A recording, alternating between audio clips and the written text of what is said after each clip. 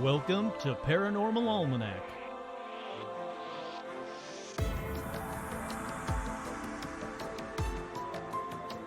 With your host, Kurt Sandvig.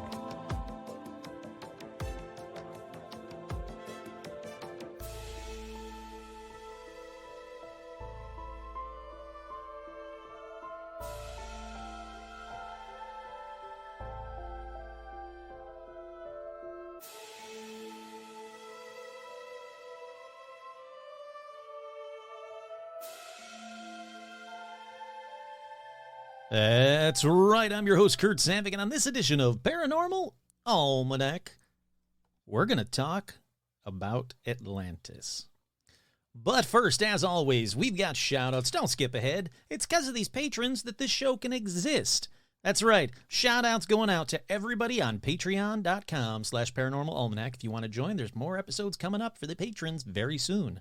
We have shout-outs to Menace the Beast. Menace the Beast, a very cool guy. Kick-ass magic robot webcomic. Ooh, I like that. Apparently, I'm doing a plug for Kick-ass magic robot webcomic. I'll do that. Lionel, Sandy, Paige, Kosh, Sean, Deborah, Andrew, Tasha, Scott, Andrea, Devin, Melody, Ricardo, Vicky, Christopher, Vanessa, Marisol, Liam, Roger, Michael, Terminal Animal, Alicia, Derek, Becca, Jen, Elizabeth, Voidtech, Sherry, Art Muffin, Trudy, Tim, Kenneth, Paul, Ricardo, Ian, Eric, Brandon, Jen, Alexandra, George, Connie, Seth, Jason, Cindy, Kim, Ashley, what's that? Loki, Carrie Ezram, Robin, Will, Lauren and Phil Mangano, Russell, Donald, April, Seth, Isabel, Audra, Dorian, Cindy, Bob, the Sean Bishop, Paula, Jerry, Leo, Scoston, Lindsay Hahn, Megan, Aaron, Amy, Jeff T, Harley, Suzanne, Joe, Lawrence, Melissa, Lauren Laura, I almost did it again. Lauren Strawn, hey, howdy, hi. Vanessa, Veronica, Autumn, J. Mark Manning, Carolyn Martin, Jade, Nanashi, Chuck, Todd, Jamie, and Elijah Hendrickson, Juliana, Dan, Laura, and Gamer Fan. Holy crap, I almost stumbled through I made it. I barely made it, but I was stumbling for a minute there. Once I lose the line as I'm going down the lines, once I lose one line, it's like my brain is trying to catch up while my mouth is still going. But I did it with two special shout-outs, as always, to Joe Teague and Stitch. Alrighty, with that, let's head right on into paranormal news, because we've got a lot of stuff to get to, and I want to make sure we get to it all. There was this one night we were out in the field, and suddenly there was this incredibly bright light descending from the sky.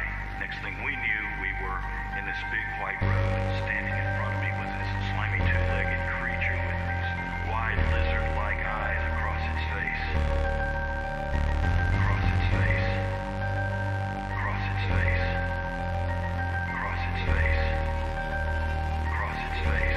Lizard-like eyes across its face.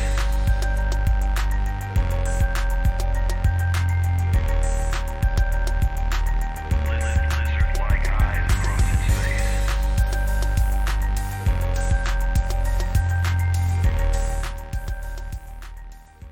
Oh, man, I got to play that one more often, because that is just a freaking banging paranormal news intro song.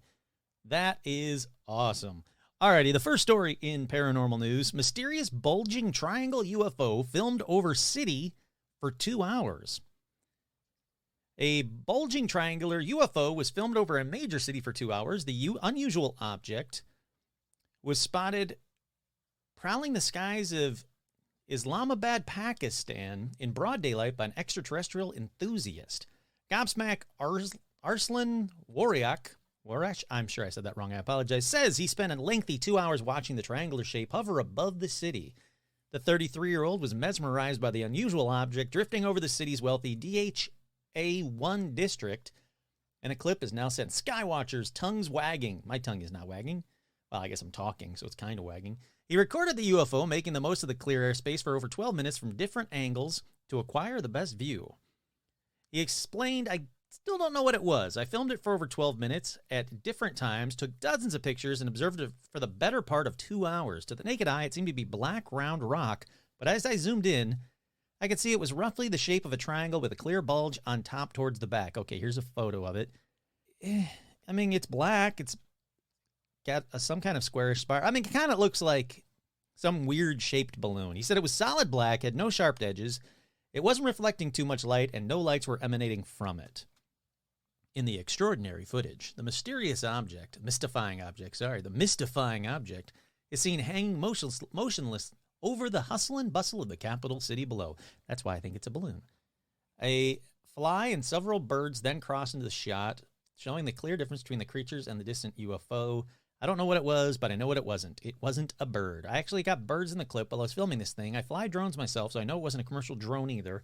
And it makes no sense for our military to be flying secret drones over a posh area of Islamabad where most of the army and government officers live.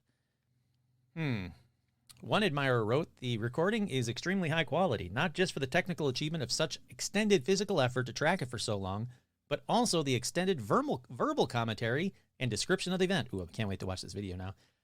Do you realize how rare a document like this is? Another said, this is how you capture a UFO. All right, I want to watch the video now. Let's get to the video. Here we are. Dead still. It's just dead still. It's not a drone. It's definitely not a kite. And it's not a bird. Here's a bird. Here's a bird. There's a bird. Yeah, that is a bird. Go back to the thing. This is not a bird. In the same spot. That is weird. It's not floating away. It is in the exact same spot. Boom. Okay. Unless it's a tethered balloon, and it's got to be high. The tether's got to be long. Odd thing. Just there for the past 1 hour or so. I mean, here you can see birds. Where are the birds? I mean, it could be. Yeah, the birds. Wow, those birds are up high, though. That thing is way the hell up there. See, everything is clear. Nothing, and boom. There you go. There it is. Still, all right, I will say. Moving. It's all right, just my camera that's moving, my hand that is moving. Shut up. I'm trying to talk. I will say that, yeah, I mean, it is great footage. I'll give them that. If it's a balloon, it has to be. That's my guess. Is it? I mean, I don't know what it is. It's black. It's kind of blurry. I don't know what it is. But if it's a balloon, it had to be tethered to somewhere in the city. But I mean, it's not even swaying left and right. Even like if it was tethered, because that'd be a long tether, and it would sway with the wind. It would be pushing. I guess maybe not. I guess if the wind was all blowing in one direction, it was tethered to the ground. You can't see the tether. It would look like it's stationary. But that thing looked dead solid stationary. I don't know what to think of that, but I will throw it up on the Facebook pages and also on the Patreon. I apologize to a couple of patrons who go, hey, you know what? We don't have Facebook. We don't want Facebook, but we want to see these videos. Can you throw them up on the Patreon page? Yes, I can. Yes, I will. Alrighty, up next in paranormal news, the stuff that I love. You guys know I love to talk about these. This haunted, abandoned village in Scotland can be yours for $173,000. Yeah. American, I'm assuming. Yeah, it's American. Holy crap. I still can't afford it, but it's closer to affording it than like $1 million. The old village of Lars, currently for sale in Scotland, comes with some baggage. In addition to its century-old ruins, the property purportedly comes with the ghost of a seer who's famous for her accurate predictions. If this sounds like your dream listing, the historic village can be yours for $173,000 American. The sale of the old village of Lars in Perthshire, Scotland, is being managed by Goldcrest Land and Forestry Group. The settlement dates back to the 17th century. It includes the ruins of the old Lars Church, a kiln, a mill, and the House of Lars. The latter site housed the Lady of Lars in the late 1600s. The seer put forth various prophecies in her lifetime, including visions of fire coaches and ships powered by smoke. These have since been interpreted as predictions of trains and the steamship. Yep, I agree with that. She also proclaimed that the ridging stones for the church would never be laid, a prediction that came true when a storm washed them away. Today, the ghost of Lady of Lars is said to haunt the village she once called home. The 3-acre property offers more than dilapidated buildings and supernatural legends. It also comes with a private beach, semi-ancient woodland, and the rights to fish for trout and launch a boat in Loch Tay. The village, which has been unoccupied since the early 20th century, is perfect for someone looking for a truly secluded getaway in central Scotland. Yes, please. The old village of Lars is listed for 125,000, what is that, pounds? Or roughly 172,859 US dollars. You can view the entire listing and contact the sellers here. Well, not here. You'd have to push the button that I'm looking at. Don't call me. I have nothing to do with it. I will scam you out of $173,000 and then buy it myself. So don't try to send me the money. So there's a video. You know I like watching videos on it. Oh, God, Lord. Nothing better than watching videos on an auditory podcast. But I just kind of want to see what the village looks like. I will describe it to you the best I can. There's lush green lands and dark waters. There's trees. There's a drone slowly flying over the trees towards the waters, the dark, dark waters. It looks cold. All right, come on. Let's get to the freaking house already. I've seen the trees, yes. I've seen the water, still trees and water. Skipping ahead, still trees and water. Skipping ahead. Oh, there we go. I see a ruin of a house. Boy, that's really ruined. It's neat, though. It's barely anything left of a building at all. Back to the trees, back to the grounds. More trees, more grounds, more greens, more water. That's the end of the video. All right. Anyhow, $173,000. Who wants to buy it for me? Because I want to live there and do a podcast with a seer ghost. That's cool. Alrighty, up next in paranormal news, petition calls for U.S. government release of UFO videos. You might be saying, that's old news. But no, it's not. This is new. Hold on a second. Wait, just wait. At 1,500 signatures, this petition is more likely to get picked up by local news. A new petition calls for the United States government to release to the public all unclassified videos of unidentified flying objects or UAVs or UAPs. Initiated on February 10th by Adam Goldsack of the United Kingdom. Way to go, Adam. The petition is hosted on the change.org website. Everybody, go sign this thing. Even if it doesn't do anything, just sign these kinds of petitions. It doesn't hurt you to sign it, and it might get us something, so go sign it. The radical transmedian technology of unidentified aerial phenomena is currently being withheld from the American public. The UAPTF DNI preliminary report on UAP found that the 143 of 144 cases were classified as unidentified, according to the petition. Let's see. You guys know about the rest of it, that 9-page report that didn't really release anything, and the government going, oh, no, we're going to make a group, and we'll tell you everything. Well, this guy says, no, I want to see it now. All right, let's move on. I got a lot to get to. Up next in paranormal news, plane passenger gobsmacked as mysterious UFOs seen as they take off.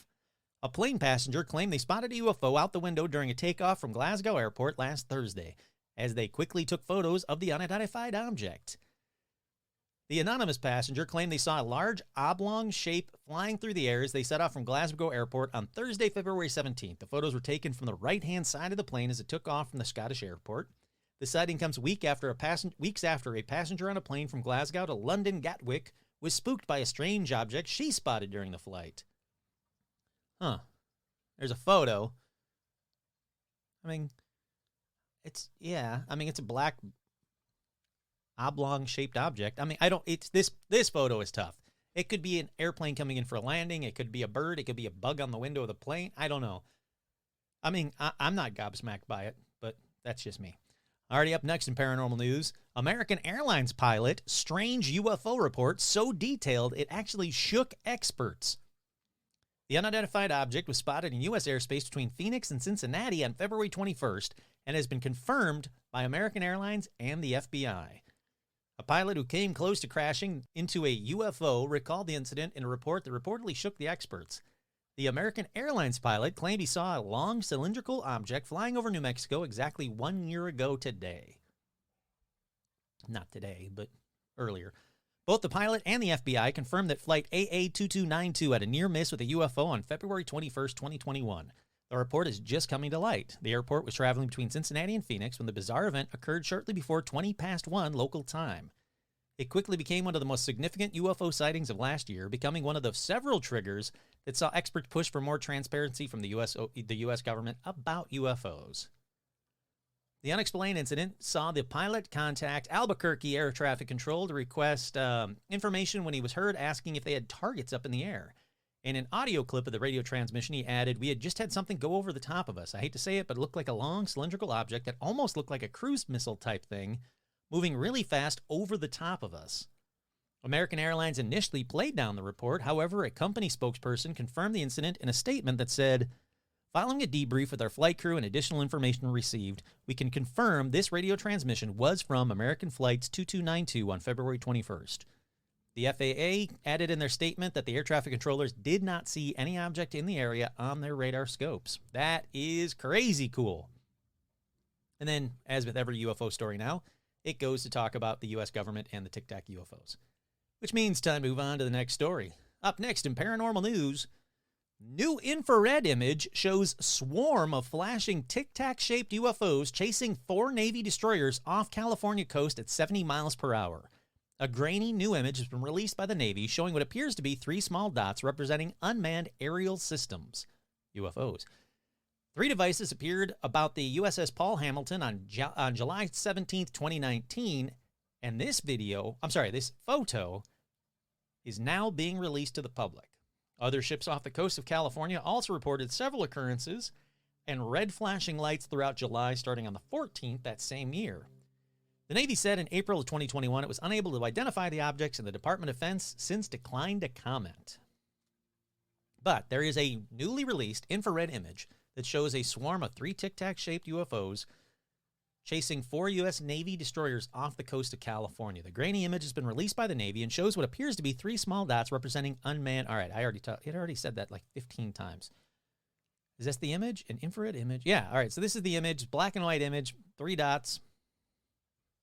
No idea what it is. The story keeps going on, but it's basically the same story that you hear all the time where they sent up planes to investigate. They moved to other nearby ships and destroyers and see if they had sightings, which they did. They investigated, yada, yada, yada. No one knows what it is. Hence, UFO. Alrighty, up next in paranormal news, Bigfoot Day returns the first weekend in April. That's right. If you're in Estes Park Bigfoot Day is returning, celebrating all things Squatchy. This weekend event begins on April 1st, Friday that is, with our Bigfoot Barbecue, a ticketed dinner featuring celebrity guests, but not me, and concludes on Saturday, April 2nd with a free outdoor festival in Bond Park. The festival runs from 10 a.m. to 4 p.m. and features appearances and talks from television Bigfoot celebrities and experts, live music, outdoor-themed activities for the entire family, craft, food, and vendors, a Bigfoot calling contest, area Bigfoot tours, and so much more. For tickets, go to EstesParkEventsComplex.com. Make it a little bit more difficult to do. Alrighty, so how much are tickets to the Estes Park Complex event? Oh, here's your celebrity guests. We got Huckleberry of Mountain Monsters. You got Cliff Barrickman of Finding Bigfoot. And you got Wild Bill of Mountain Monsters. With a special appearance by the 4x4 Monster Truck Original Bigfoot. All right, that is cool. I want to see that. All right, give me the tickets. How much are tickets? Let's see. Oh, for the love of God. Give me a ticket price. Bigfoot Days. Yes. $90 for the Bigfoot Barbecue Dinner. And it won't let me go to anything else. So it's going to be at least $90 to do one dinner. But if they were to invite me, I would do an episode from there in a heartbeat and talk all about the fact that you shouldn't, as you all know, don't fucking shoot Bigfoot. Alrighty, let's keep going. Up next in paranormal news is actually one that's kind of cool. I'm very excited about it. It's an update from a previous episode. Now, I don't know if this episode was a patron-only episode or if it was an episode that I sent out to everybody, because I can't remember. I've done too many. But here's an update on one episode. Patrons or regular people, let me know. If you haven't heard it, regular people, if you haven't heard it and you're scouring through all the episodes, you can't find it, then it's a patron episode. Go listen to it there because it's a freaking good episode. Anyhow, the news is Loch Ness home, which belonged to Satanist and world's wickedest man, Aleister Crowley, and Led Zeppelin rocker Jimmy Page, will be restored with a wildflower meadow as charity is granted £10,000. That's right, the Boleskine, I already forgot how to pronounce it, I think it's Skene. The Boleskine House Foundation is restoring the property of the same name, which overlooks Loch Ness in Scotland. The house is best known as the one-time home of Aleister Crowley, and he is said to have performed occultist rituals there. Then, Jimmy Page bought the house in the 1970s because of the Crowley connection before selling it in 1992. The home was gutted by fire in 2015, and another blaze ripped through the site in July of 2019. But now a charity is restoring it. Let's see. Tell me something new here. Now, millions of native wildflower seeds are to be planted to create a new eco-friendly meadow there. That's kind of cool. I like it. And then it just shows photos of Aleister Crowley and Jimmy Page. Oh, and the fire. That sucks. The funds will be used to help create the largest and most diverse wildflower meadow in the Loch Ness area with a new vista viewpoint and sweeping panoramic views of the loch. At least 42 different species of wildflower will be planted in the 5-acre meadow and reintroducing native species into the local land. New trails are also planned for visitors to walk through the meadow and enjoy the sights of the loch. Our bold new vision for the estate is to create a space of nature to thrive alongside heritage, creating a positive, lasting legacy for the local area. We're thrilled to be able to include this landmark. It keeps going, but it's very cool. I think that's a great idea. I think it's phenomenal. Invite me over there, and I will gladly do an episode from there because, as you know, it's one of my dreams is to go to Loch Ness and spot Nessie, not a monster. Alrighty, with that, let's close up the paranormal news. Take a quick break. We'll be right back.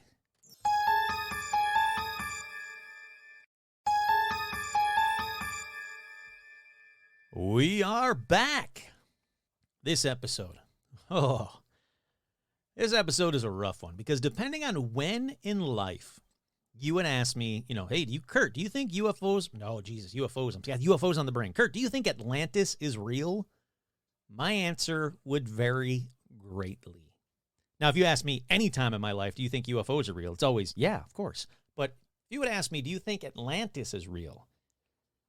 Depending on when you would ask me. Kid, oh, yeah, of course. Teen, hell no. 10 years ago? Fuck no. 5 years ago? I hope so. But now? Well,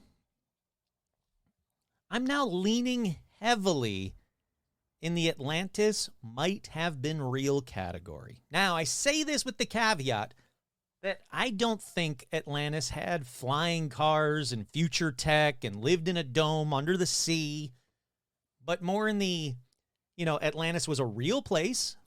It had civilized, educated for the time people, the people that lived there. It was a seafaring community. I do believe that could be true. Now, before you laugh and, say this is bullshit and turn off this episode, hold on. Just know a lot of science has looked into Atlantis, and there may be proof. But you're going to have to listen to the whole episode, or I suppose get lucky and lucky enough in your skipping to find the evidence. But you have to listen to the whole episode. That's all I'm saying. This episode, though, I started writing the outline for this episode when I started this podcast. So at least 3 years ago. Had to be, at least 3 years ago. And I would start it, and I would go down, start investigating, and this actually leads to a question I just got asked recently. Like, are you just going to a website and reading to us from a website? No, I am not. I spend a lot of time on these episodes going to various sources on the internet and books and newspapers and anything I can get my hands on, and then debunk all the BS, get rid of all the regurgitated crap, find sources that I could find to talk to you guys about, and then I write an outline. Now, it's not a full script. If it seems like I'm reading, I'm reading sections to you, but it's mostly an outline that I'm going through. With that being said, I started this outline right when I started this podcast and started going down weird rabbit holes and trying to confirm that this actually said the X, Y, and Z and didn't say this crap, and I'd get a headache, and I'd just like, all right, I can't do this episode. And I'd put this episode away, and I would come back to it periodically. And I mean, fairly regularly. I'd come back to it going, I got to finish this episode because I've always wanted to do an Atlantis episode. And then it would be kind of overwhelm me again, and I'd put it away again. It's very similar to what's happening still to this day with the Witches episode. Sometimes when I want to do an episode, I can't quite get the theme or the pace or the content. I can't figure out how I'm going to do the episode the way I want to do it, that I think should be done right. And when I get to that point and I get frustrated, I don't want to do a half-ass episode, so I put it away and I come back to it later, which is what I've done, like I said, billions of times with this episode. That being said, the search for Atlantis falls under a newish scientific term because in 1966, scientist Dorothy Vitiliano coined the term geomythology. She said it's the science of seeking to find the real geological event underlying a myth or a legend to which it's given rise. And I like that. I really like that. And that's the best way to think about Atlantis is geomythology. Is it real or is it all mythology? And yeah, science is trying and has been trying, I should say, for a very long time to prove, or as with most scientists, to disprove Atlantis. And for a number of years, it'll be completely mythology and disproved, and then something will happen, and then everybody will go, huh, maybe there is something to it again. Now, before I really get into this episode, there's a lot of caveats. I apologize. Before I really get in this episode, there are, like I was kind of saying when I would get overwhelmed, there's an insane amount of rabbit holes that I had to go down to find one piece, debunk others. Atlantis sends you down more rabbit holes than Hollow Earth. And you know what? It even overlaps with Hollow Earth in some of the theories. Now, every time I thought I reached the end of proof or no proof of Atlantis, I would find like a name or something that mentions proof, and then boom, this new week-long rabbit hole would go down. I would go down it, and it would just, it's insane. Most of the rabbit holes are batshit crazy with no proof at all, and only the same regurgitated crap that leads back to the one, to the book, to this book, to that tablet, to more. Oh, tablet? There'll be more on the tablets later. Don't worry, it's in this episode. But this so-called proof of Atlantis, I'll just put it all in one basket. But seriously, I remember, very quickly, I would remember why I would start this episode and put it away. Because it's headache-inducing madness-filled rabbit holes, and a ton of them on the internet. So back to, why do I think it's real? Well, actually, you know what? No. I'm sorry. Before I get to that, let's go back in time for a bit, and let's talk about Atlantis history first. I think that's most important. It's way more important than why I think it might be real. Atlantis history, first, it's almost universally agreed upon that the first known writing about Atlantis is from Plato. He described Atlantis as a mighty state that possessed 10,000 chariots, advanced technologies, vast number of elephants and bulls, series of complex canals. It had massive fleets of ships. Most of the info came from Plato's, I already forgot how to say this, Timaeus and Critias? It doesn't matter. It's Plato's works. I doubt you've read them. They were written about 330 BC. Now, I can say that some of what Plato wrote about Atlantis was 100% exaggerations or miscalculations. Greeks at that time thought Egypt was lost to the sands 11,000 years before them, which hopefully you know isn't true. So yes, if you literally look at all of the details Plato said about Atlantis, it 100% cannot be true. Episode over, end of the episode. But wait, if you take every distance and time that Plato quotes about Atlantis, you divide it by 10, which is a reasonable mark based on the age of Egypt, you get a civilization about halfway between Greece and Egypt that was destroyed about 1600 BC. If you think about the time it was written and the miscalculations of land size, age, cartography, it puts it back into the possibly true area, in which case, let's keep going. Now, Plato mentions that travelers in those days used Atlantis to get to the further islands from where they had access to the whole mainland over on the other side. Now, the mainland, which surrounds that genuine sea, it's kind of what he said. I'm kind of paraphrasing Plato, but I'm also not reading it in whatever Greek, Latin, whatever he wrote it in.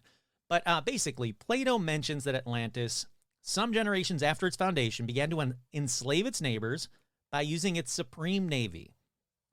So the big thing to remember is the description of Atlantis, which are concentric ringed islands, and there's a bigger island, the fact that there's a strait that'll take you out to sea or to another land, the fact that there is a navy, so they're a very, seafaring community, the fact that they're an empire that, quote, ruled the whole island, many of the other islands, part of the mainland.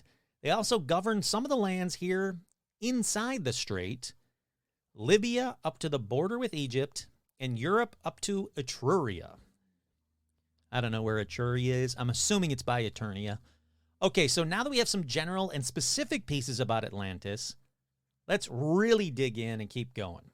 So the founders of Atlantis, according to Plato, were half god and half human.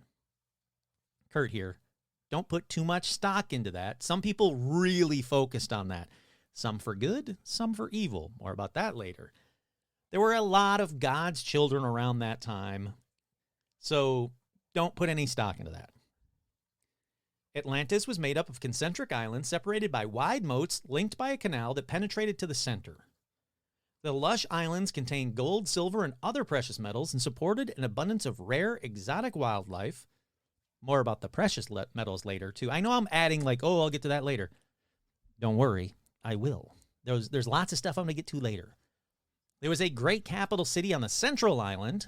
Atlantis is regarded as an enemy force that came to attack the Athenian nation-state. Now, Athens repelled the attack, according to Plato.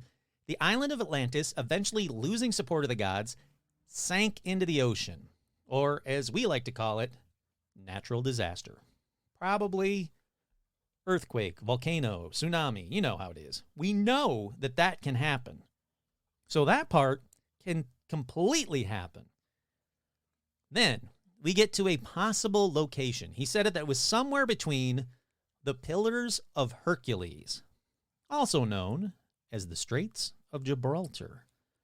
Then Plato wrote, in a single night and day, the island disappeared into the depths of the sea. And that started everybody looking for Atlantis. To this day, I might add. Alrighty, so let's talk about locations. Let's go to that part of it next. Well, it would help if we could just find Atlantis on a map. There's a bunch of old maps. Are there any ancient maps of Atlantis? Well, some people, if you go down that rabbit hole, say yes, there is. But I say no, and let me tell you why. There are no maps of Atlantis. Also, it's not just me saying no. There's a lot of people who have spent decades looking into it that are probably way smarter than me that also say no. The map that everybody's talking about, that believers say proof of Atlantis, is a map from Herodotus. Who? Well, he's known as the father of history, and if I remember correctly, and please don't correct me because it's really not important. Plus, I went to school in America and learned more about philosophers from Bill and Ted than I did in school, so again, I don't care. But I think Herodotus came after Plato. Now, some people say the map of Herodotus is proof of Atlantis, except there's one big problem with that. The biggest problem with the map of Herodotus? There is no map from Herodotus. Repeat that as many times as you need to repeat it until you get it through your head. There are only later reconstructions based on his work. There is no actual map of his that survived. And there are tons of these reconstructions. So there's not the world map of Herodotus, but a series of maps based on him, and most importantly to this episode, he never mentions Atlantis. Not even once. Yes, his map says Atlanteans on it. But no, this isn't Atlantis Atlanteans. This is in regards to Mount Atlas. He is actually describing the Nasamonians, I believe that's how it is, inhabitants of Mount Atlas. Yes, his map says Atlanteans. It's not Atlantis. It's Mount Atlas. Now, he located Mount Atlas at the westernmost part of Africa, a place he believed to be the western edge of the world. It's very important to note he was a historian and not a cartographer, which is very clear if you look at his map of Africa and how wrong it was. But I'll give him some points. He did his best guessing based on what they did know at the time. So Mount Atlas, he claimed, was a peak so high that its top was never seen, and it was inhabited by the Atlantes or the Atlanteans, depending on which version of the map you ever find, who eat, quote, no living creature and see no dreams in their sleep. So, vegetarians, basically. I could go more into this map. I mean, I could really go on and on about the map. Trust me, I went down that rabbit hole enough to know it'll bore the pants off of you guys. And that's not what I want. Let's move on from it because, again, there is no map of Herodotus. Just maps based on, like, recreations after recreations, never his. And it doesn't even mention Atlantis. I might as well be talking about a treasure map on the back of a kid's menu at a diner. That's how much it connects to Atlantis. It really doesn't. So no map of Atlantis ever. What about possible locations? Well, the first possible location is two older paranormal news stories that I'm about to read to you. And it's also my favorite for the possible location of Atlantis. Because, because science, that's why. This is the one that I think is on the right track. So this first story comes from January of 2017. Researchers believe they found proof of the legendary city of Atlantis, that it actually existed. The Bronze Age civilization, which has captured our imagination for centuries, is said to have been destroyed overnight after being hit by an earthquake and tsunami thousands of years ago. Experts now say the discovery of large stone anchors in the Strait of Gibraltar. Hey, hold on a second. Let me go back a minute. Didn't I talk about... I did. A possible location mentioned by Plato is that it exists beyond the Pillars of Hercules, which is now known today as the Straits of Gibraltar. It's a big clue. So the new National Geographic documentary, Atlantis Rising, follows a team of experts embarking on an epic search for the lost city from Santorini to the islands of Azores, both possible locations. Speaking on the expedition, filmmaker Sumcha Yakovvi said, "We went back to this source and used the way he describes Atlantis as a treasure map, comparing the city's features and existing places. Using advanced navigation techniques and multispectral imaging, the teams of scientists and marine archaeologists set out to uncover clues about Atlantis. They found more than they bargained for. Clips from the new documentary show marine archaeologists uncovering large stone anchors in what was the Pillars of Hercules. The anchors, which spans 83 centimeters across and sports a hole in the center, could be proof of docks or breakers at the dive site. Speaking of the find, Professor Richard Freund of University of Hartford said, "It's a really amazing find. This anchor you can get very excited about. This is 3,000 to 4,000 year old. 3,000 to 4,000 years old is massive for a very large boat, which shows us the ancient large boats were sailing into this area 4,000 years ago. The team uncovered 6 similar anchors, which they believe date back to the Bronze Age. These anchors could be 3,500 to 4,000 years old, establish a harbor in the Atlantic where I didn't even dream to find anchors." And there's another story. I said there was 2. That's one. The second one is Lost City of Atlantis, believed found off of Spain. A U.S.-led research team may have finally located the city of Atlantis, the legendary metropolis believed swamped by a tsunami thousands of years ago, in mud flats in southern Spain. A U.S.-led search in the mud flats in southern Spain said this is the power of tsunamis, head researcher Richard Freund told Reuters. "It's just so hard to understand that it can wipe out 60 miles inland, and that's pretty much what we're talking about." To solve the age-old mystery, the team analyzed satellite imagery of a suspected submerged city just north of Cádiz, Spain. They're buried in the vast marshlands of the Dona Ana Park. They believe they found the ancient multi-ringed dominion known as Atlantis. It matches the multi-rings. So the team of archaeologists and geologists in 2009 and 2010 used a combination of deep ground radar, digital mapping, and underwater technology to survey the site. The discovery is a strange series of memorial cities built in Atlantis' image by its refugees after the city's likely destruction by a tsunami. Atlantean residents who did not die in the tsunami fled inland and built new cities there, he added. The team's conclusions are detailed in a special called Finding Atlantis that's already came out.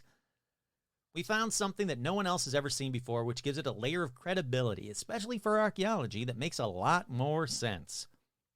They actually have a computer graphic image that shows the concentric rings that may have existed during Atlantis' ancient heyday. It's really cool. This is like archaeology and science saying, hey, you know what? This may be it. They go on to say, debate whether Atlantis truly existed has lasted for thousands of years. They plan further excavations at the site where they believe Atlantis is located and at the mysterious cities in the central Spain 150 miles away to more closely study geological formations and to date artifacts. All right. So that's it with the paranormal news. I'll close that up right now. But, yeah. I mean, there's other pieces. There's a piece by Live Science about this exact same Spain archaeological investigation or expedition, whatever you want to say. It's too long to read, but it really, really does match Plato's description plus the geographical location. It's really, really interesting is all I'm saying. And again, the reason I think that Atlantis could exist and why it's there. So they go on to say, does it make, this is the last bit I'm going to read from this Live Science article. Does it make sense that this area is Atlantis? I can't say for sure, but it might. When science says it might, that it's a very interesting spot, it's quite obviously something there, something archaeological there. That intrigues me. But, so that's my location. That's my guess. But we're still only not even halfway through this episode. There's more to come. Besides that one, besides Spain, people have made dozens of claims over the years to where Atlantis might be, including Antarctica, Bolivia, Turkey, Germany, Malta, Caribbean, America, look, just about everywhere else. The first most intriguing one, the one that I thought, ooh, this could possibly be it. And I got to say, it's one of the most popular places for believers, is a very cool one with a very cool backstory that, spoiler, isn't Atlantis. Like I said, it's got a cool backstory because in 1965, astronauts took some photos of an area in the Udain, Mauritania, Africa. It's basically northern Africa. They took some photos, astronauts took some photos of the Eye of Africa, or as it's more commonly known or more popularly known as the Eye of the Sahara. This is one of the most popular places that believers say, yep, we found Atlantis. Now, they named it the Richshot Crater or the Richshot Crater, but they say that testing has shown it wasn't made from an asteroid or a meteor, so it's odd. It's very concentric circles, concentric rings in the desert, in the Saharan desert. They said it wasn't made from an asteroid, wasn't made from a meteor. Maybe water's receding or some natural disaster, but most likely, science is saying, hey, look, this is what it's from, is an eroded dome of a magma. But it matches. It's got the concentric rings in the middle of a desert. So yeah, the Eye of Sahara has some of the markers of Atlantis that Plato spoke about. The valleys, the rings, if there was water filled up in between the rings, it would match the description. Now, without naming names, there are a bunch of YouTube videos by experts. I'm air quoting like mad the word experts that say this is it. 100%. The Eye of Sahara is Atlantis. And then they give you a lot of BS. Basically, they all latch on to one detail, the rings, and then ignore everything else archaeological and scientific. And, you know, it's kind of what like flat earthers do, where you can give them all of the science and they go, nah, science, bleh. It's that kind of same thing with this Eye of Sahara and Atlantis. There was no ocean or even water in the Eye of Sahara 12,000 years ago. Hell, that's double that. Nope. How about 10 times that number? Nope. There are no remains of any civilization there. Nothing. There aren't any. It's been checked by independent archaeologists, so you can't say, well, that's just, the government trying to keep you down. Like I said, there's one guy.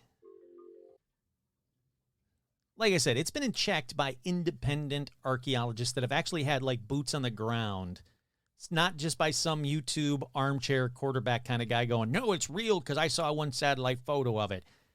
And you know what the archaeologists found? Well, I'll tell you what he found in just a second. But what they didn't find were they didn't find shells, whale and fish bones, and none of that BS. I mean, that was all BS. This guy was like, look, they found stuff at the site in the middle of the Sahara Desert, so it had to have been an ocean. No, they didn't find any of that. In the video, he says the size is exactly as Plato quoted it. Nope, not even close. The 3 rings of the island and moat alone would be 23.5 kilometers across.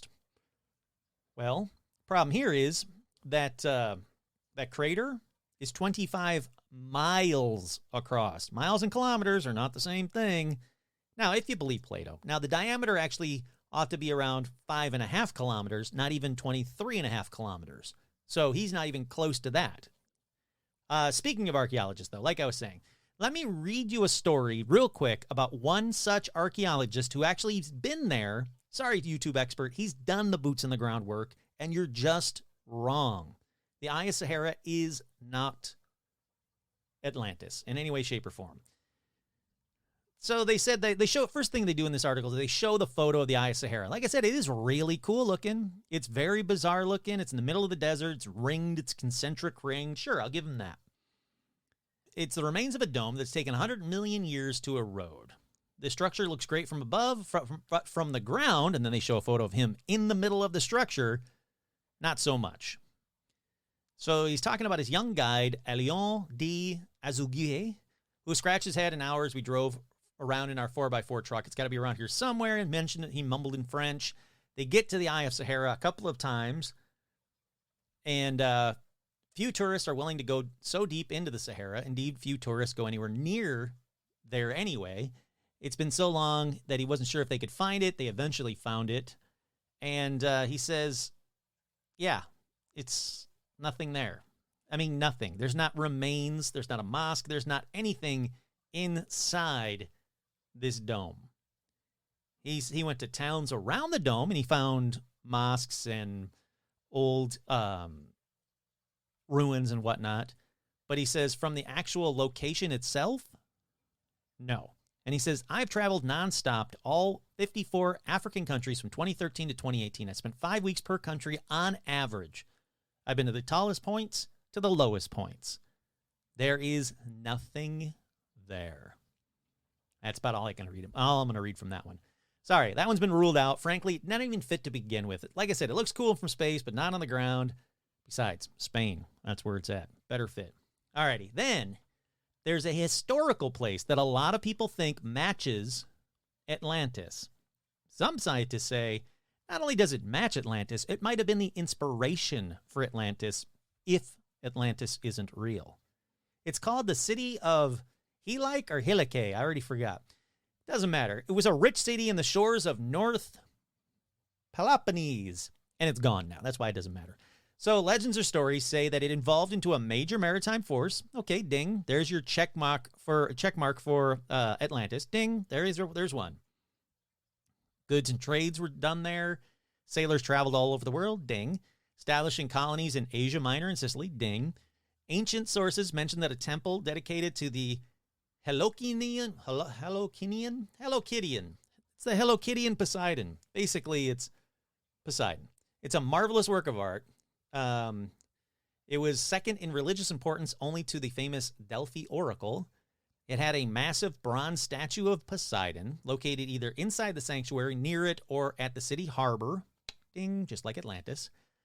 And, just like Atlantis, one winter night of 373 BC, a massive earthquake sank the entire city into the sea. Wow, that's a big ding for Atlantis as well. All right, now let's get to some more theatrical kind of tellings of this city. The catastrophe was apocalyptic, even after a massive rescue mission consisting of over 2,000 men. They could not retrieve the bodies of the dead, nor the riches of the city. The whole area was covered in seawater and a great layer of mud. In the next centuries, famous people like Pausanias, Strabo, Ovid, Eratosthenes, I know I got all those wrong, I don't care, visited the sunken site where you could still see some of the monuments sticking out of the mud. Eventually, they were all covered by mud, and the city, along with its golden days and its tragic end, were lost to the sands of time.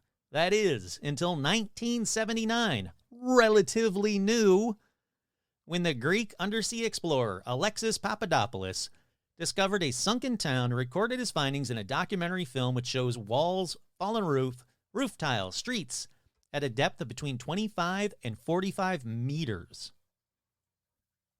Well, is Helike or Helicule or whatever you pronounce it, is it Atlantis?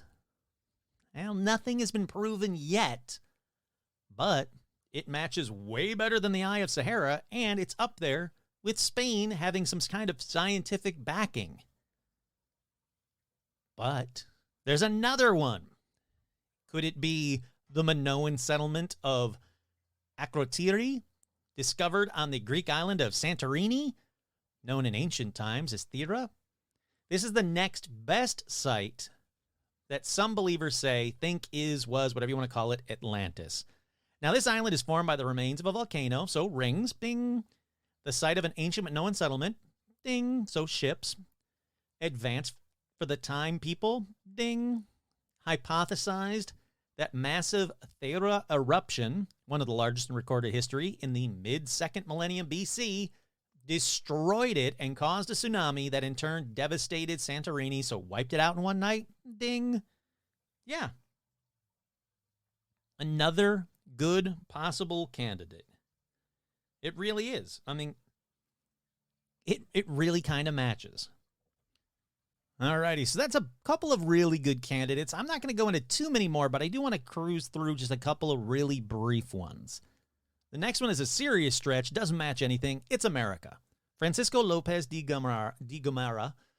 He was first to come up with the theory that Plato was referring to America. Then Augustine de Zarate, then Francis Bacon, then Alexander von Humboldt, then Johannes Berggraad also said it in 1663 in a book called The New World is Not New. They basically all thought that the sunken part was this little thing called the Atlantic Ocean. And that when it sank, the part that sank was filled in with the entire Atlantic Ocean. It's ridiculous. Now, it first appeared as the Atlantic island, Insula Atlantica. It was on a map of the New World by cartographer Sebastian Münster in 1540.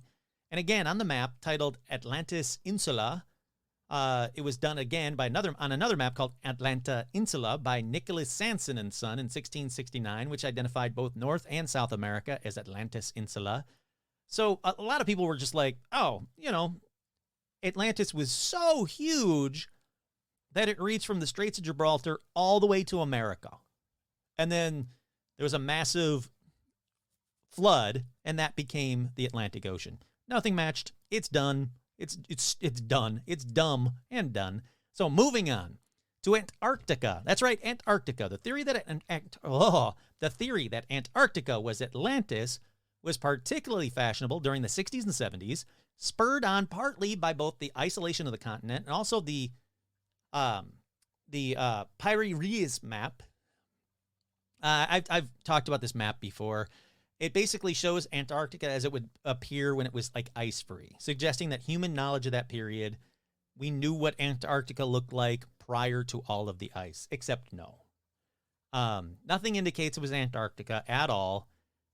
And look, I'm not saying Antarctica has never had cities in it. It may have. I don't know. People have lived there before it froze over, that is. So we may find some funky stuff there now that it's thawing out, but I wouldn't put my money on it being Atlantis. So let's move on because we got lots to get to.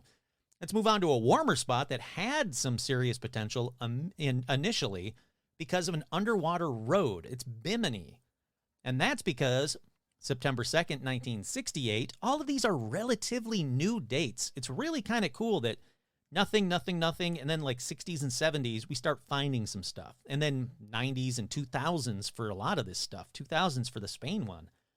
On September 2nd, 1968, while diving in 5.5 meters, 18 feet of water off the northwest coast of North Bimini Island, Joseph Manson Valentine, Jacques Mayall, and Robert Angove encountered an extensive pavement of what was later found to be rounded stones of various sizes and thickness. This stone pavement was found to form a northeast-southwest linear feature. Come on, Kurt, get through this.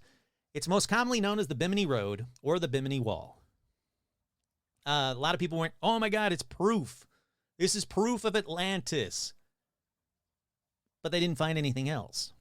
No civilizations, no buildings, no nothing. Nothing else archaeologically happened. And there was a lot of people. It's been examined by geologists, archaeologists, anthropologists, marine engineers, tons of divers, tons of people. That's it. That's all they found. They didn't find the crystal pyramid that causes the Bermuda Triangle that was once part of Atlantis. Yeah, people think that. I watched videos on that.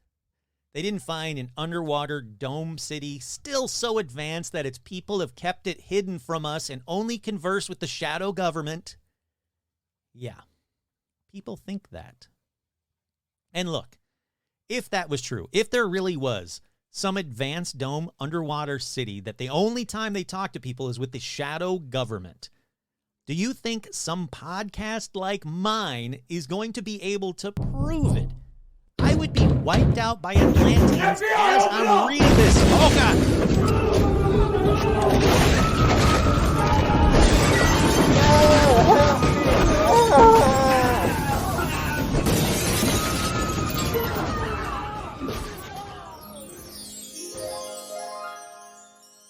Okay, we're back. So, how about everything else is Atlantis? And I mean, everything else is Atlantis. Yep. That's a theory. It started in the 1882 publication of Atlantis, the Antediluvian World by Ignatius L. Donnelly, who attempted to establish that all known ancient civilizations, all of them, were descended from Atlantis. Let me read this little blurb to you that I did not write. Donnelly drew parallels between creation stories in the Old and New Worlds, attributing the connection to Atlantis, where he believed the biblical Garden of Eden existed. That's right, the Garden of Eden was in Atlantis. He also believed that Atlantis was destroyed by the Great Flood mentioned in the Bible. Yeah, the flood, the Noah's Ark flood. And that's about it. It doesn't matter. He's credited as the father of the 19th century Atlantis revival and is the reason that the myth endures today. All right, I'll give him that. He unintentionally promoted an alternative method of inquiry into history and science and the idea that myths contain hidden information that opens them to ingenious interpretation by people who believe they have new or special insight. That's all from this guy. So if you're interested in Atlantis, it's probably because of this guy. All right, let's move on from him, though, because like anything mystical or magical, shit went bad in the 40s because someone else started looking for Atlantis. That's right, the dumb fucking Nazis. In the 1940s, a group started looking for all of Atlantis, basically, to... Look, I'm gonna whittle it down to the very essential stuff.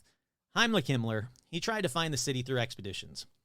He said, if they can find Atlantis, it was the key to the Aryan race. And some dumb Nazi book, not worth mentioning at all, the title of that is, talked about the prophecy of the resurgence of a lost Aryan civilization by Nordic god men. Boom. That's the connection to Atlantis.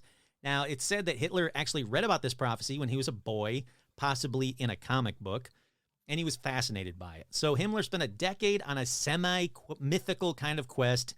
He had an SS unit called the Ancestral Heritage, and this unit included archaeologists, scientists, and they basically went around the globe searching for Atlantis, or at least the lost Aryans of Atlantis. He went to the Himalayas. That was his big location because the work of some guy named Herman Wirth, he conjectured there's a reason why Similar looking symbols can be found in different parts of the world. That reason is the race of people who lived in Atlantis in the Atlantic Ocean, likely between Portugal and Britain, and that the survivors of sinking Atlantis head to the high places, hence the Himalayas, and that's how the descendants supposedly ended up in Tibet. So they go to Tibet, and Himmler and all his stupid idiot friends were convinced because of head size. That's right, he said the Tibetans were the direct descendants of Atlantis because of the size of their heads. Now, I don't know anybody from Tibet. I've seen videos and, documentaries and things about Tibet. I've never gone like, wow, that is like the perfect head. I've never once thought that. But apparently he did. So it goes on to even more batshit craziness. There's supposedly Bolivia's famous historical site called Tiwanaku, which is actually Atlantis. He believed that the world ice theory, which Hitler also supported because he's an idiot, that the Earth at some point collided with the moon. So it slammed into the moon, and a cataclysm led to the destruction of Atlantis and an ice age on the planet. Trying to survive the ice age, ancient Atlanteans fled to the Himalayas. So that's dumb. Again, it's probably Spain. It's not that. Nazis are stupid. So let's move on to a person that believes Atlantis might be real. Actually, people, I should say, that believe that Atlantis might be real. Then the first guy, his name is Edgar Casey. He's from Hopkinsville, Kentucky. Now, that name should ring a bell. Not Edgar Casey necessarily, but Hopkinsville. Because of the cryptid, the Hopkinsville Goblin. Find that episode. It's a great story. I like that one.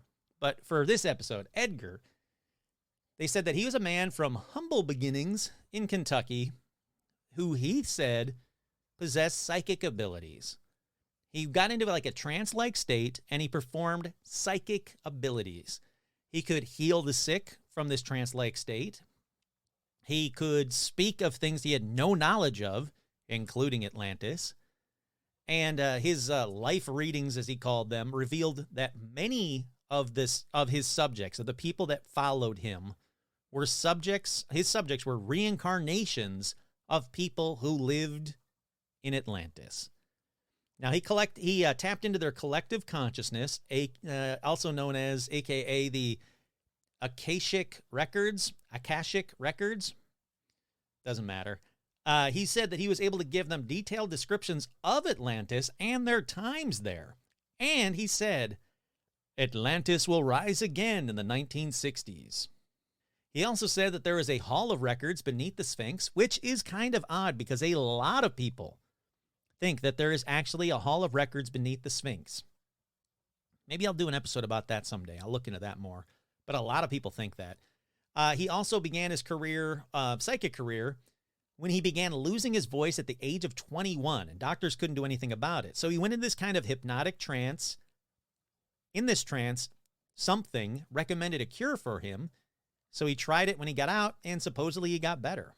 And he said, well, since it works for me, I'm going to start doing it for others. So he started diagnosing and prescribing cures while in this supposed sleep state. He also did that for people who sent him letters, because they couldn't be there. He loved to talk about past lives, the nature of the universe, what happened to Atlantis. He would say that when he woke up from this trance-like state, he didn't know anything that he had said. He also said that he could absorb information from a book placed under his head while asleep, but shocking, never tested. They asked him to help find Lindbergh's baby, couldn't do that. They tried to help him. They asked him, hey, can you help us find some buried treasure? Like, they kept trying to get him to give them proof, and he couldn't find that. He said that about the buried treasure, he said that there was ghosts of Native Americans and pirates playing tricks on him through the psychic energy. And he also claimed that the treasure had been there, but was already dug up by somebody else, or maybe it would be buried there at some time in the future, but wasn't there now. Tons of fun little excuses, basically. But he also had a future prediction that the United States would discover an Atlantean death ray in 1958.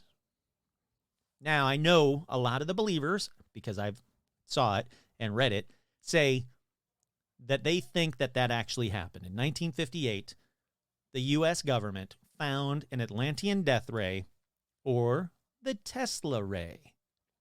Okay. I can't prove it. I can't disprove it, so I'm going to move on. Let's see. What's interesting, though, is that there was a lot of big people in the 50s that actually sought him out, either to try and disprove him, Harry Houdini, or try to get information from him, like Marilyn Monroe, and Irving Berlin, and George Gershwin, and Thomas Edison. So I can't verify, so take that with a grain of salt, but that's been written about time and time again about Edgar Casey. Let's see. Oh, this is an interesting one. Casey said that whenever there is severe or horrible calamities on Earth, like warfare, terrorism, that you would see a corresponding increase in the number of sunspots on the sun, and that somehow our thoughts, our deeds, our activities are also reflected in the universe. December of 2019 marked the beginning of the solar cycle 25. So, December 2019 marked the beginning of solar cycle 25, and the sun's activity will once again ramp up until solar maximum in 2025. So, there you go. According to Edgar Casey, horrible calamities, warfare, terrorism started ramping up in December 2019 and will go on until 2025. Let's hope he's not right about that one. Alrighty, let's move on. Then there's Rainer Kuhn, who is a German physicist, and he says it's Spain.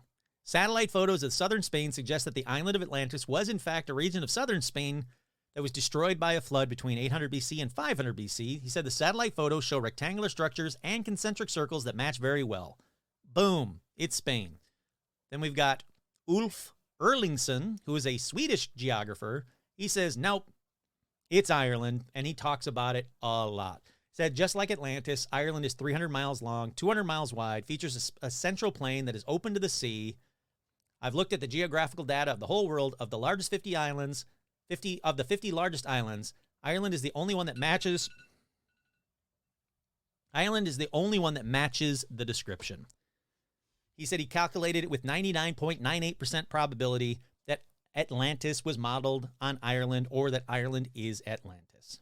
So he goes on to say that all of the 99.98% is a probability that the island Atlantis was Ireland.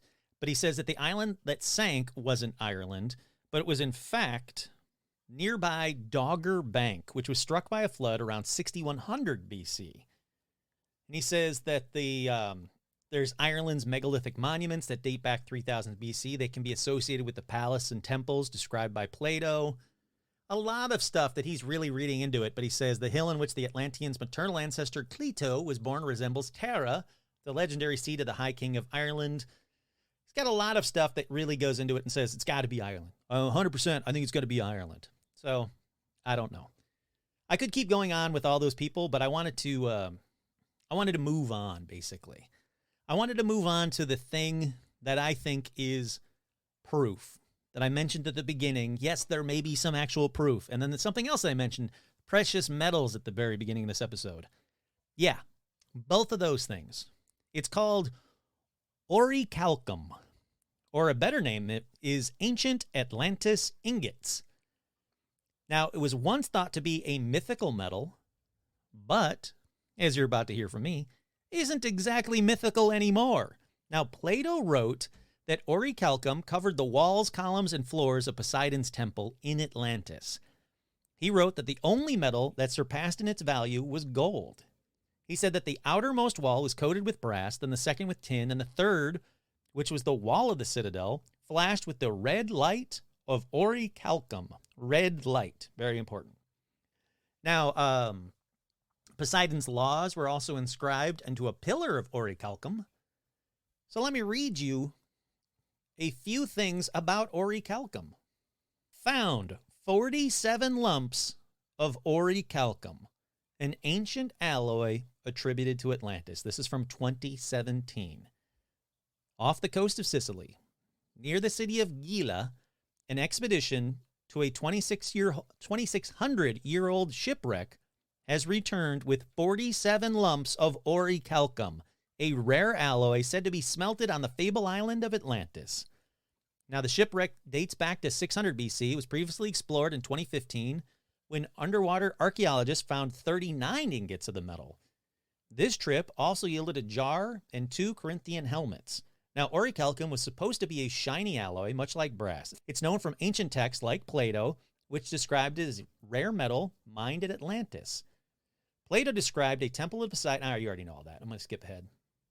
In 2015, after the shipwreck was discovered, Sicilian officials started describing the metal found there by the name orichalcum. The ingots were made from zinc, charcoal, and copper. Some have said that the tradition that orichalcum was made of copper, gold, and silver. Some have said it was other combinations of metals or precious metals. It's supposed to have a red tone to it, like this metal.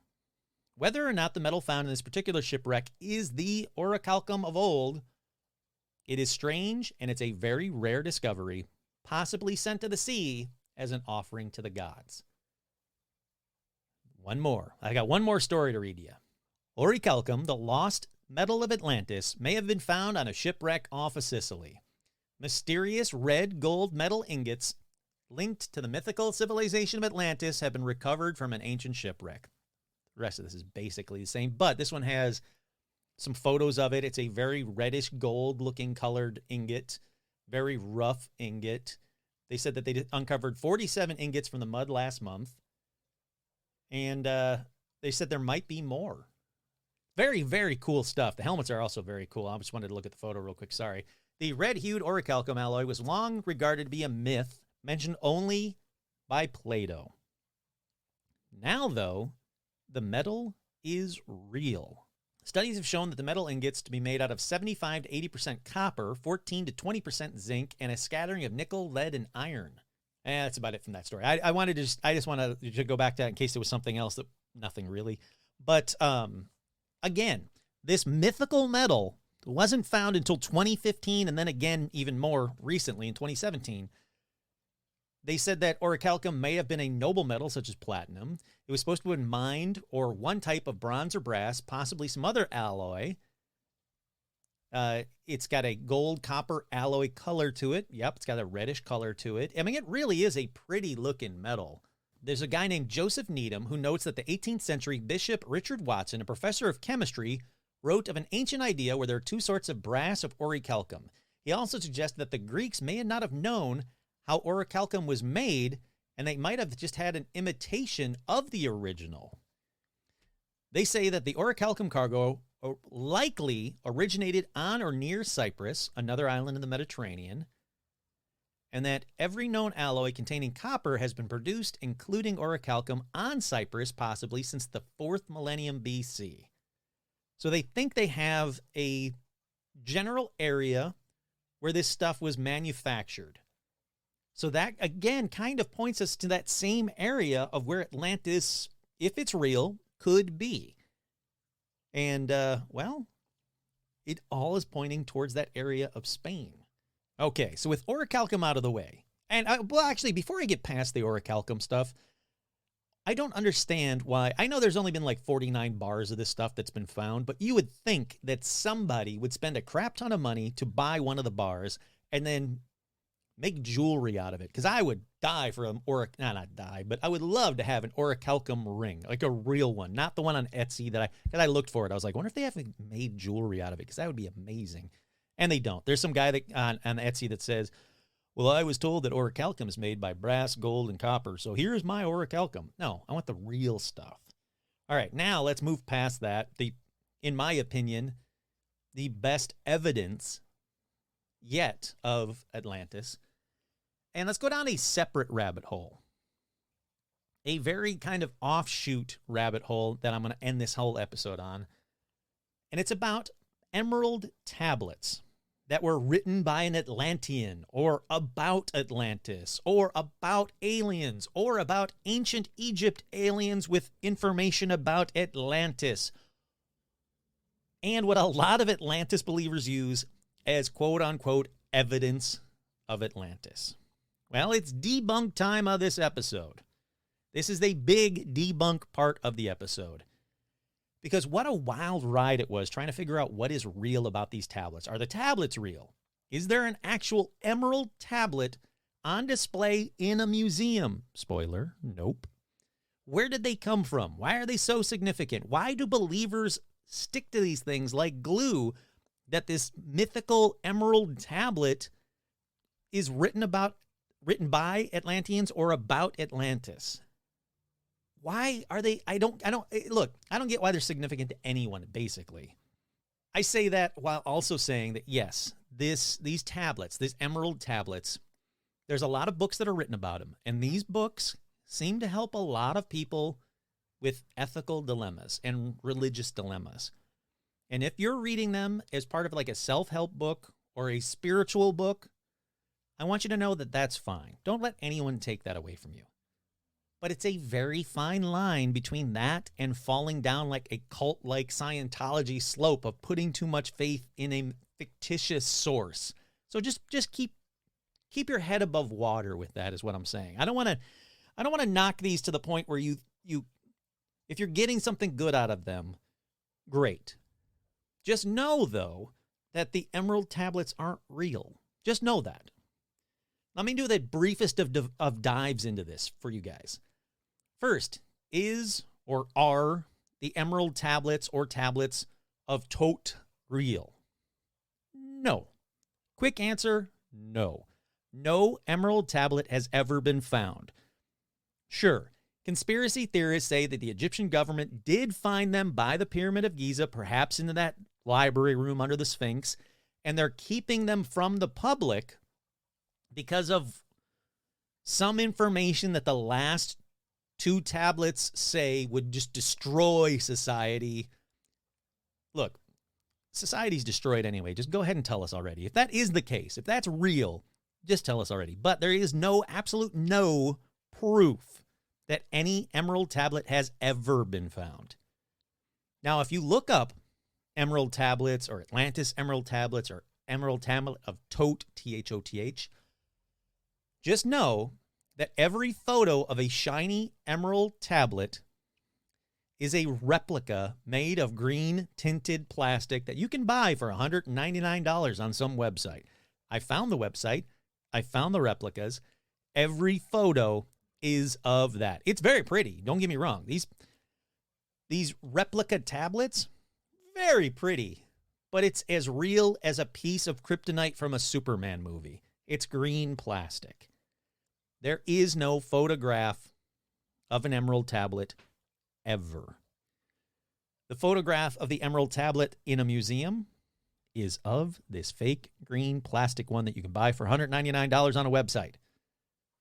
The reason I'm getting so frustrated is because so many people use these photos saying, look, here's the actual emerald tablet. I don't know why people don't believe it. This emerald tablet talks about Atlantis, blah, blah, blah. All right, let's talk about what that emerald tablet talks about. The earliest source of the text from the tablet can be sourced back to an Arabic text from the 6th century AD called the Book of Balinius the Wise. Balinius the Wise? I don't know. On the causes. But most books quoting Thoth, the emerald tablet Thoth, can be traced back to one guy. That guy is Dr., who is not a real doctor, Maurice Doreal, and the Brotherhood of the White Temple.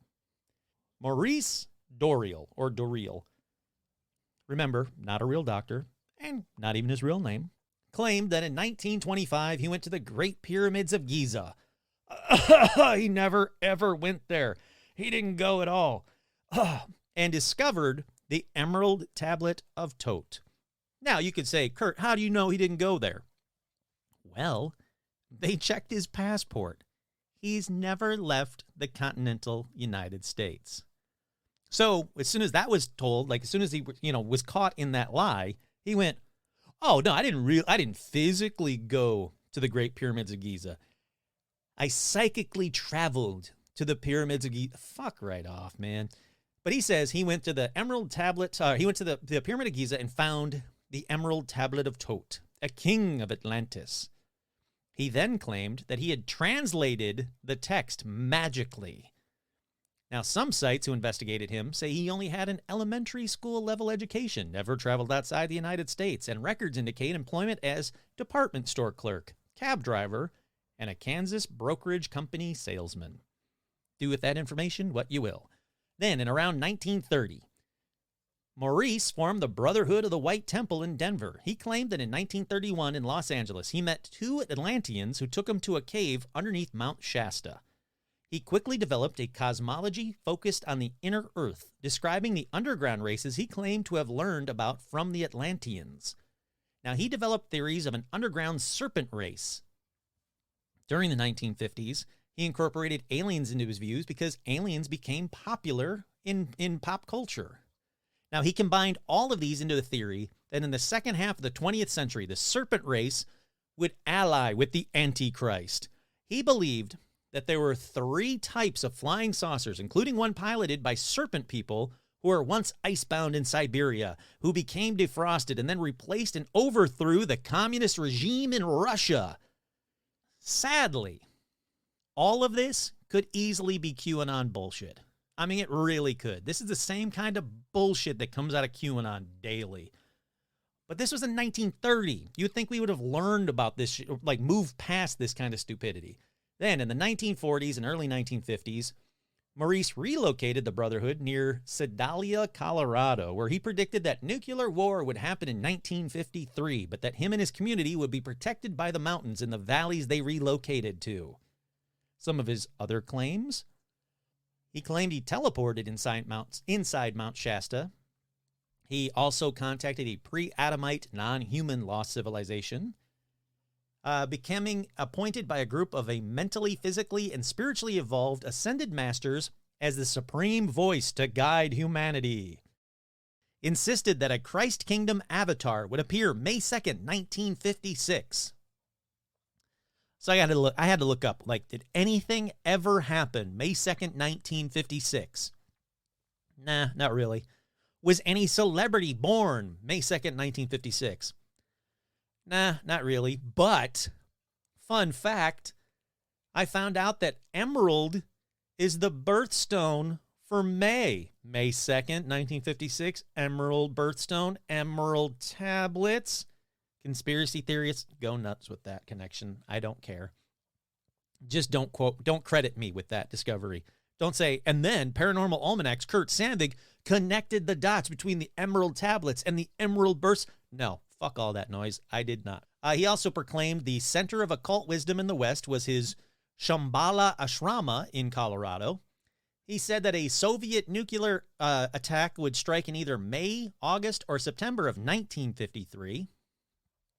He'd offered you protection if you joined his cult for only $500 because of the lead in the canyon around his compound would stave off nuclear radiation. But even with that debunking, honestly, that wasn't hard to actually debunk about the actual tablet and about how Doriel's the one who wrote the tablet, the text from the tablet that everybody says is the text about the tote. It was all from Doriel. He said he got it when he went to Pyramids of Giza and found the Emerald Tablet of Tote, a king of Atlantis. It wasn't hard to debunk this stuff. It really, really wasn't. Some Atlantis believers still think that the Atlantean god Tote built the Pyramid of Gizas around 30,000 years ago after the city of Atlantis sunk, and that Atlantis sunk about 39,000 years ago. They claim it matches up with Sumerian tablets like the lost memoirs of Enki, E-N-K-I. No, none of this nonsense. Stop making me go down crappy rabbit holes, people. Like I said, smarter people than me have investigated this and debunked all of it. I investigated all of this and debunked all of it. There is no emerald tablet. So unless you guys want to spend $199 and buy this plastic replica one that's very pretty, and I'll put it behind me when I do live shows, you can look at it, there is no point to the emerald tablets. I went from there. I went to another group of people, and this is really quick. This other group of people said that this means that all traces of the city are long gone. There are rumors of a crystal pyramid in the Bermuda Triangle, which is still to be debunked, and which explains the missing ships and planes, also considering the Atlanteans are the ones who built the pyramids and other ancient megalithic structures across the globe. Giza, Bosnia, Chichen. These megalithic structures are all proof of Atlanteans. They're aligned on the Earth's natural electromagnetic grid lines. It's safe to say it could be in the Bermuda Triangle or the Dragon's Triangle in Asia, but Atlantis is throughout the world. Oof. So much to unpack. I mean, no. None of that. No. All right, sadly, I could keep going. I could keep giving voices to every, like, Atlantis whack job out there, and it would take me at least another 4 hours to put it into sort of legible or intelligible context like I've done with this whole episode, because trust me, piecing this shit together is like someone giving you 50 puzzles all in one box and keeping 30 pieces from each of the puzzles to themselves and be like, make a puzzle out of all of it. Nope, it's got to be complete. It's not. It is the most garbled pile of crap in the world. But I did it. This episode is out. Well, not out, but by the time you hear it, this episode is out. It is done. It is out there for you guys to sit through, and then I'll apologize later that I made you sit through all of it, but hopefully you got some information out of it. Look, there's a lot of factual information on here. There's a lot of debunking stuff, but there's a lot of factual information on here. Prior to going down and learning about Atlantis, I didn't know about Calcum. And you're going to say, that's not how it's pronounced. Bullshit. I looked it up like 50 times. It's Calcum. I didn't know about the Straits of Gibraltar. I mean, there's a lot of stuff that I learned. So, that, I mean, that, you know, like, hey, knowledge is power. G.I. Joe told me that. But I hope you guys got something out of this. I hope that you guys enjoyed it. And I'm going on record that Spain is the best site discovered yet, and that Calcum is the best proof yet. And as far as I'm concerned, right now, today's date, 2/24/2022, 2:39 p.m. As far as I'm concerned, right now, 2/24/2022, 4:39 p.m. As far as I'm concerned, right now, Atlantis probably was real, but nothing magical. If you want magical Atlantis, go to Bermuda and stay at their cool hotel. But I also want to say that I do have a right to change my mind another 50 times about Atlantis. This is not like, permanent record. Atlantis is real. As of right now, as of today, as of the date I gave you just now. Yeah, I want to say, yeah, Atlantis was probably real. So what do you guys think? Do you guys think Atlantis was real? Is there any chance that Atlantis could have been real in your mind? Did anything that I told you about today make Atlantis more real or less real in your mind? Did I change your mind in maybe the other way that I wasn't planning on doing? I wasn't planning on doing it either way, but still. What do you guys think? Atlantis real? You want an orichalcum ring like I do? Sounds pretty cool. Do you think we'll ever find definitive proof that Atlantis was real in our lifetimes?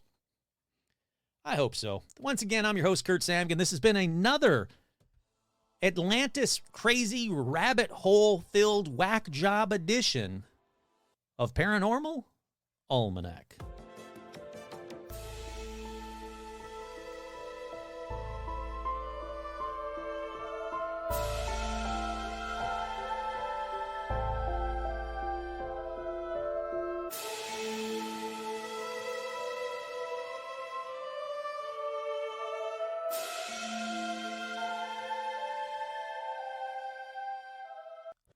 Sit down there, you like you're like